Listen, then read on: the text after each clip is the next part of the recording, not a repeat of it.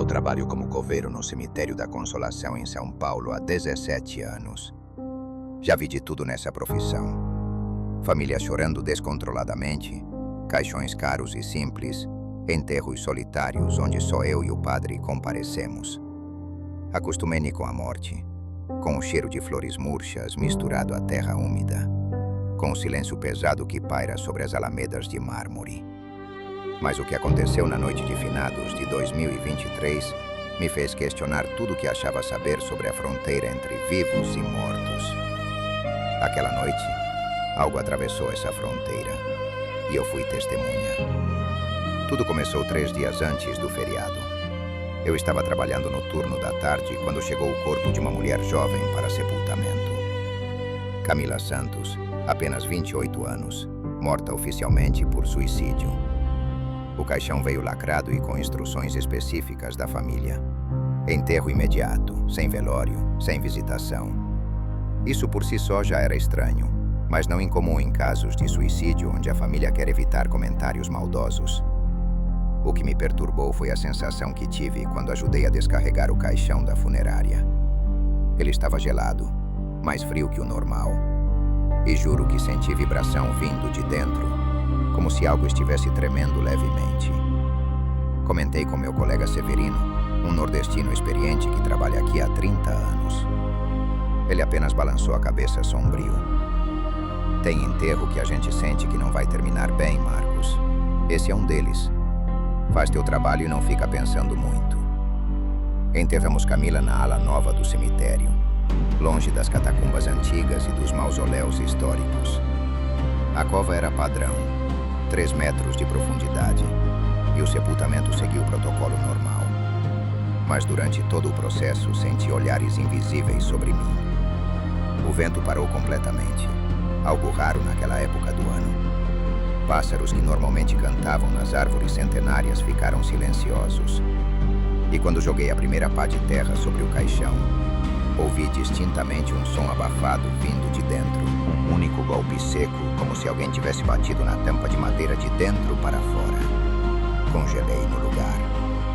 Severino também ouviu e me lançou um olhar de advertência. Continua cavando e não pensa nisso.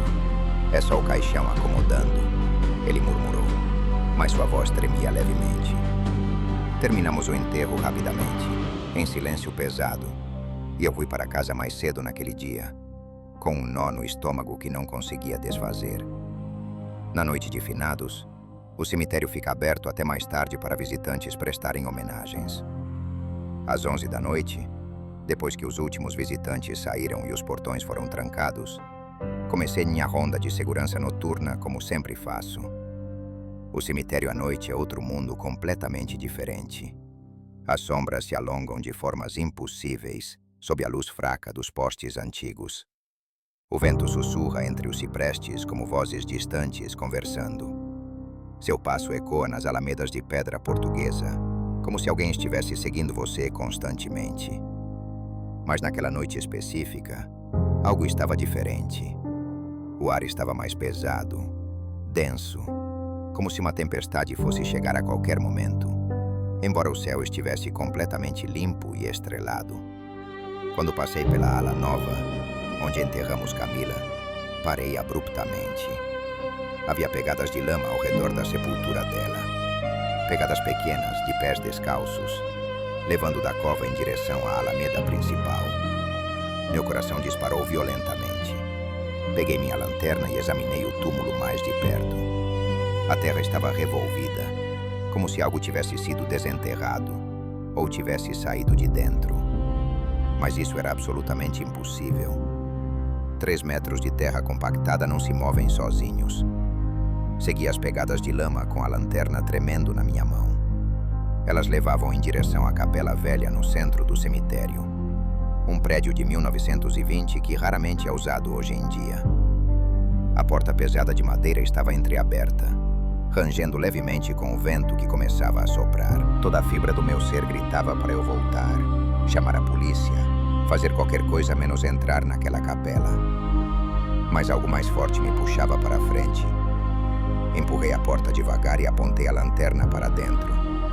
O feixe de luz cortou a escuridão e iluminou os bancos de madeira velha cobertos de poeira, o altar simples com um crucifixo antigo, e então a luz encontrou ela, Camila, ou o que quer que fosse aquilo. Ela estava sentada no primeiro banco, de costas para mim, vestindo o mesmo vestido branco que usava no caixão. Seu cabelo longo e preto estava completamente encharcado, gotejando água suja no chão de madeira. Seus pés descalços estavam cobertos de lama fresca. Minha garganta fechou completamente. Não conseguia respirar, não conseguia gritar, não conseguia mover um músculo sequer. Você me enterrou viva, Marcos, ela disse sem se virar, sua voz ecoando estranhamente pela capela vazia. Você ouviu quando eu bati no caixão pedindo socorro. Você sentiu quando eu tentava sair, mas você continuou jogando terra sobre mim. Lágrimas quentes começaram a escorrer pelo meu rosto. Eu não sabia. Você estava morta. O atestado de óbito. Minha voz saiu quebrada, desesperada. Ela finalmente se virou lentamente, e o que vi me fez cair de joelhos no chão frio. Seu rosto estava roxo e inchado, unhas quebradas e sangrentas como se tivesse arranhado desesperadamente algo por horas. Terra grudada em seus lábios azulados. Eu acordei no escuro, Marcos. Acordei dentro daquela caixa pequena e apertada. Gritei até minha garganta sangrar. Arranhei a madeira até minhas unhas caírem. E ninguém me ouviu. Ninguém veio. Morri sufocada pela segunda vez, desta vez acordada e consciente de cada segundo agonizante. Pelo amor de Deus, me perdoa! Solucei descontroladamente. Eu não sabia. Eu juro que não sabia.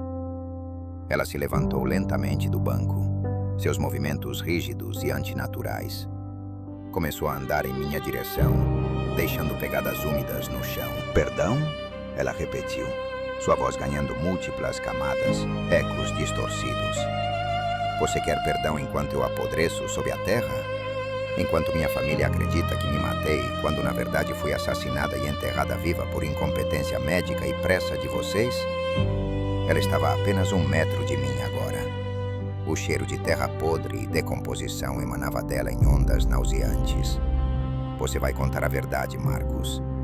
Vai exumar meu corpo. Vai provar que eu estava viva. Vai destruir os médicos que me declararam morta. Ou eu volto todas as noites até você ficar louco e cavar sua própria cova. Naquele momento, a porta da capela se escancarou violentamente. Severino estava lá, segurando um rosário e uma garrafa de água benta. Sai daqui, Marcos, agora! Ele gritou. Consegui finalmente me mover.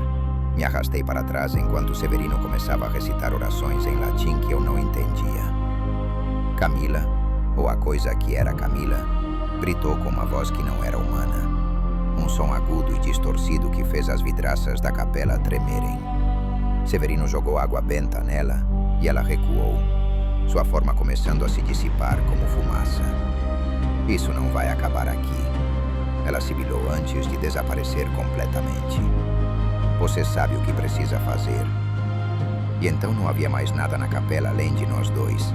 O silêncio pesado e pegadas úmidas que levavam a lugar nenhum. Passamos o resto daquela noite na guarita, bebendo café forte e em silêncio. Quando o sol finalmente começou a nascer, Severino finalmente falou.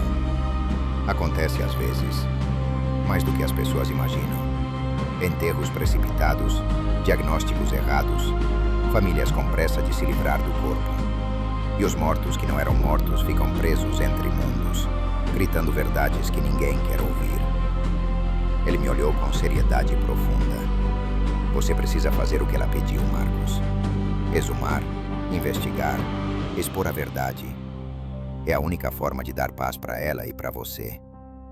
Levei 2 semanas para reunir coragem e evidências. Procurei a família de Camila, que inicialmente me tratou com hostilidade, mas eventualmente ouviu minha história. Descobrimos que ela havia sido diagnosticada erroneamente com morte cerebral após uma overdose acidental de medicamentos para depressão. O médico de plantão estava há 36 horas sem dormir e não seguiu todos os protocolos. Conseguimos ordem judicial para exumação.